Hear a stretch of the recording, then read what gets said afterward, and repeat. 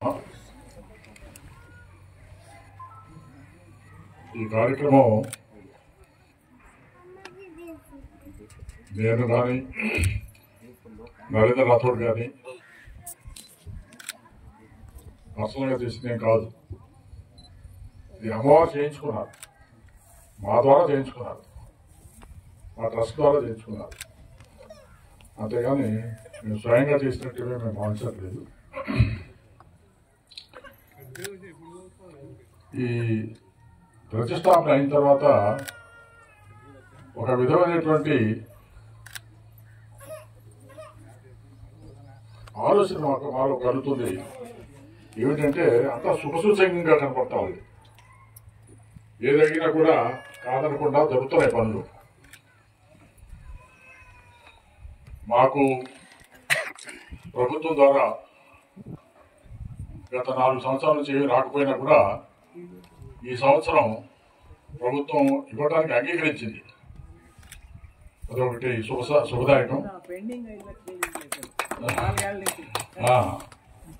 4 సంవత్సరాల నుంచి ఒక 5 లక్షల పెండింగ్ ఉండింది, అది కూడా రిలీజ్ చేశారు. సో అన్నీ శుభసూచకంగా కనపడతా ఉన్నాయి. మన గణపతి శర్మ గారు చెప్పినట్టు భవిష్యత్తులో ఇది మంచి పుణ్యక్షేత్రంగా విరాజిల్లుతుందని, జగదమ్మ మాత శివలాల్ మహారాజ్ ఆశీస్సులు అందరి మీద ఉండి మంచి భవిష్యత్తుని కలిగిస్తుందని కోరుకుంటా ఉన్నాను. అదేవిధంగా ట్రస్ట్ సభ్యులంతా కూడా చాలా చక్కగా కోఆపరేట్ చేసి ఈ కార్యక్రమాన్ని దిగ్విజయంగా జరగడానికి సహకరించారు. వాళ్ళందరికీ కూడా ప్రత్యేకమైన ధన్యవాదాలు తెలుపుకుంటా ఉన్నాను. ఈ బంజారాలే కాకుండా ఇతర కులస్తులు కూడా వచ్చి దర్శించుకుంటారు. అమ్మవారు శివలాల్ మహారాజ్ యొక్క ఆశీస్సులు పొందుతున్నారు. ఇప్పుడు శివలాల్ మహారాజు బంజారాల యొక్క సొంత దేవుడేం కాదు. ఇప్పుడు సాయిబాబా ఉన్నారు, మొట్టమొదటి ముస్లిం అనుకున్నారు అని పూజించారు.